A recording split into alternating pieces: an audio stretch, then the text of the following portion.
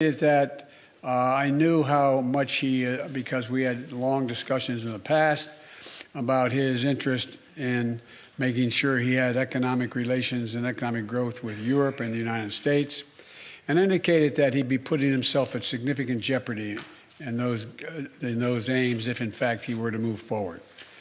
I am not going to comment on any detail about what we know or don't know as a consequence of that conversation. But tomorrow or next Monday that Ursula is having that conference with China. The 1st, on April 1st. We've had discussions because I think that China understands that its economic future is much more closely tied to the West than it is to Russia. And so I'm hopeful that he does not get engaged. We also did discuss today that there's a need for us to set up, NATO to set up, and the EU, to set up a system whereby we have an organization looking at who has violated any of the sanctions and where and when and how they violated them. And that's something we're going to put in train. It's not done yet. So with regard to Xi, I have nothing more to report. With regard to food shortage, yes, we did talk about food shortages. And it's going to be real. The price of these sanctions is not just imposed upon Russia. It's imposed upon an awful lot of countries as well, including European countries and our country as well. And because both Russia and Ukraine have been the breadbasket of Europe in terms of wheat, for example, just to give you one example. But we had a long discussion in the G7 with both the United States, which has a significant, the third largest producer of wheat in the world, as well as Canada, which is also a major, major producer.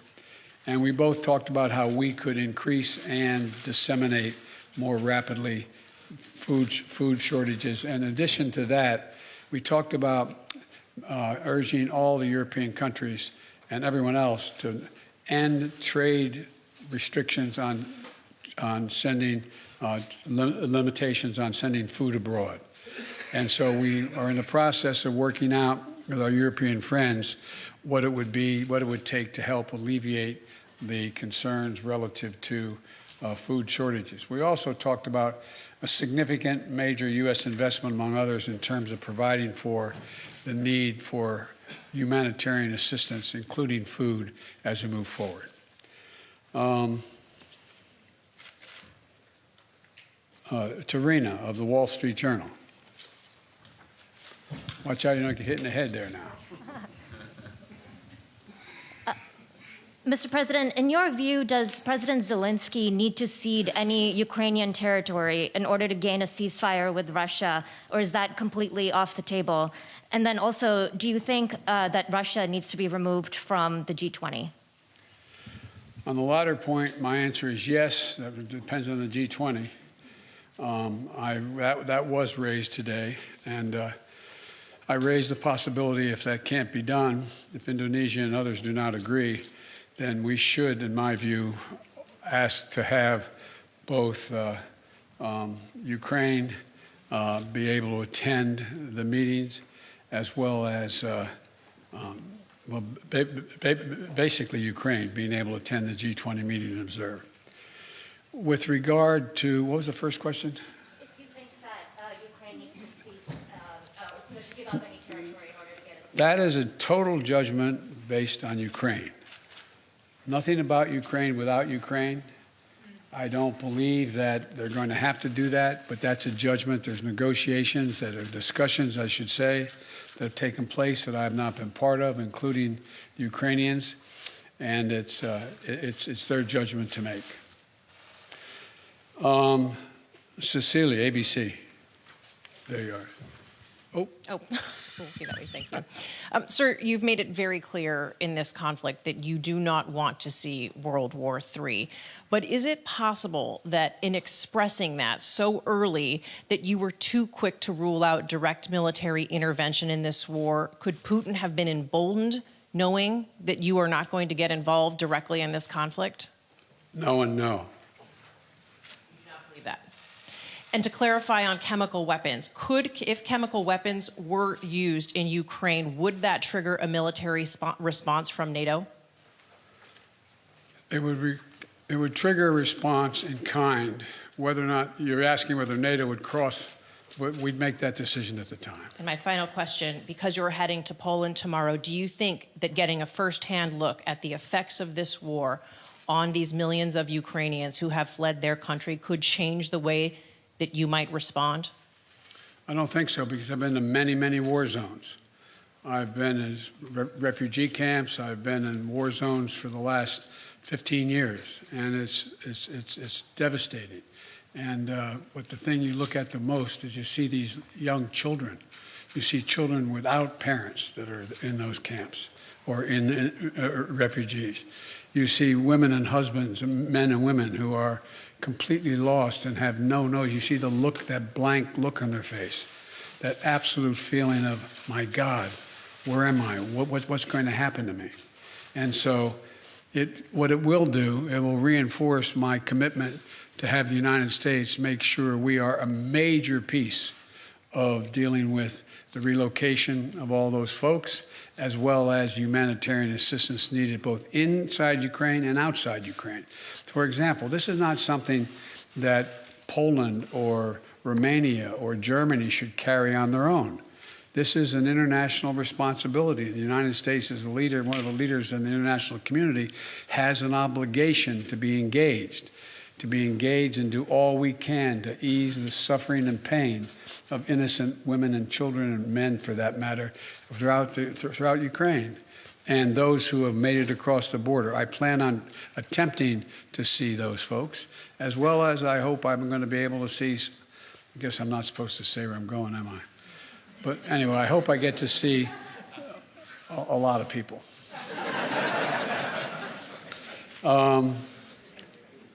Marcus, Der Spiegel.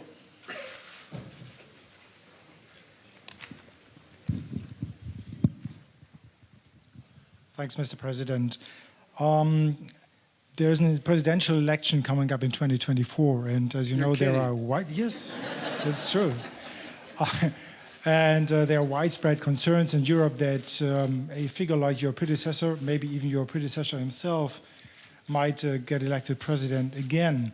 Are there any steps, anything you are trying to do and NATO is trying to do here these days to prevent what you're trying to do becoming undone 2 years from now? Thank you. No, that's not how I think of this. I've been dealing with foreign policy for longer than anybody that's involved in this process right now. I have no concerns about the impact. I made a commitment when I ran this time. I wasn't going to run again, and I mean that sincerely. I had no intention of running for president again. And until I saw those folks coming out of the fields in Virginia carrying torches and carrying Nazi banners and literally singing the same vile rhyme that they used in Germany in the early 20s, or 30s, I should say. And then when the gentleman you mentioned was asked what he thought, and a young woman was killed, a protester, and he was asked what he thought, he said, "They're very good people on both sides." And that's when I decided I wasn't going to be quiet any longer. And when I ran this time, and I think the American press, whether they look at me favorably or unfavorably, will acknowledge this, I made a determination. Nothing is worth, no election is worth my not doing exactly what I think is the right thing. Not a joke. I'm too long in the tooth to fool with this any longer. And so we're a long way off in elections, a long way off. My focus, if any election, is on making sure that we retain the House and the United States Senate so that I have the room to continue to do the things that I've been able to do in terms of grow the economy and deal in a rational way with American foreign policy and lead the world, be the leader of the free world. So, but it's not an illogical question for someone to ask. I say to people at home, imagine if we sat and watched the doors of the Bundestag broken down and police officers killed and hundreds of people storming in. Or imagine if we saw that happening in the British Parliament or whatever. How would we feel? And one of the things that I take some solace from is I don't think you'll find any European leader who thinks that I am not up to the job. And I mean that sincerely. It's not like, whoa, it's that. The point is that when the first G7 meeting I attended, like the one I did today, was in Great Britain. And I sat down and I said, America's back. And one of my counterparts, colleagues, as head of state, said, for how long? For how long? And so I don't blame, I don't criticize anybody for asking that question. But the next election, I'd be very fortunate if I had that same man running against me. Thank you very, very much.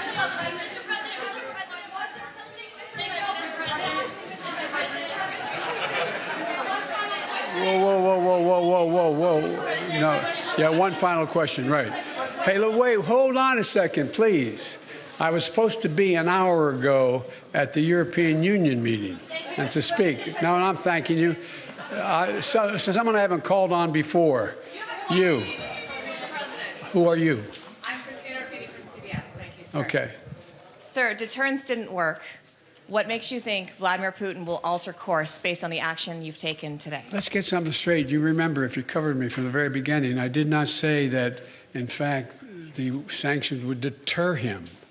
Sanctions never deter. You keep talking about that. Sanctions never deter. The maintenance of sanctions,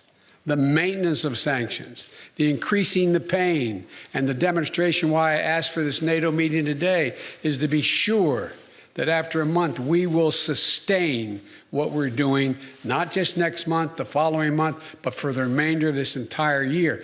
That's what will stop him. You believe the actions today will have an impact on making Russia change course in Ukraine? That's not what I said. You're playing a game with me. I know. The answer is no. I think what happens is we have to demonstrate the purpose.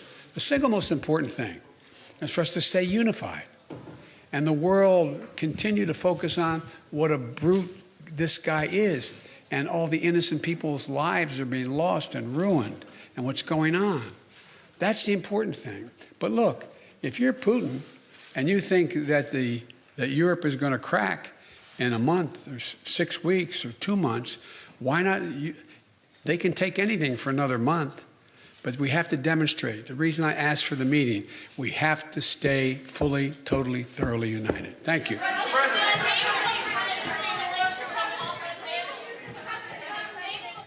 If we could have everyone stay.